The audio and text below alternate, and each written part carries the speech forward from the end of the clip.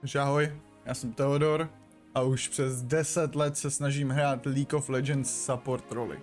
Solo queue, flex queue, kamarádama jenom tak, sám, turnajové režimy, nightcapy a všechno tohle mám za sebou. Teď je potřeba ukázat světu to, že mám nějakou knowledge.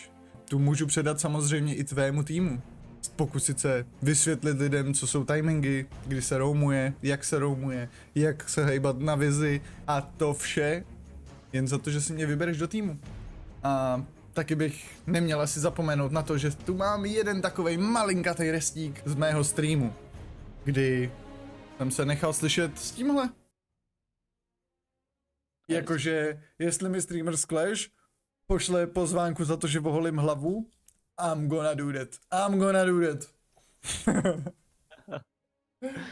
A jelikož jsem chlap, tak samozřejmě musím dodržet slovo, přesto vlak nejede. Takže vyber si mě do týmu a moje dready budou mínus. Já čekám.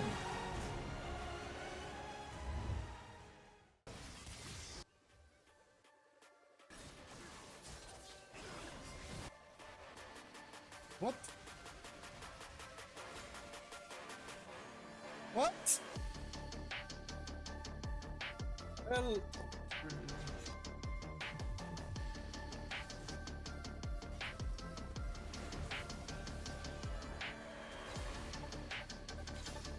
Už nespolku.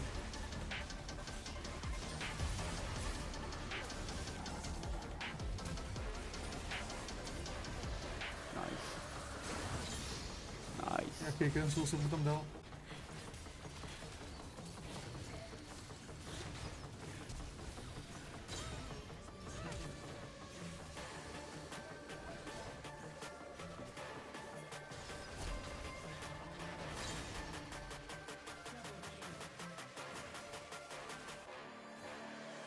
Jakoby ano, dostal jsem trošku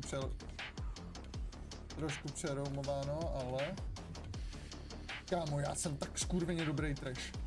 Pověz sám, jak jsem ho tam našel. Jej.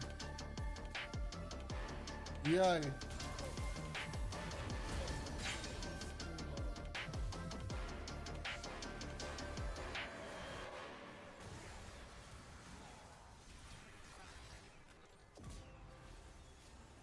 Co je?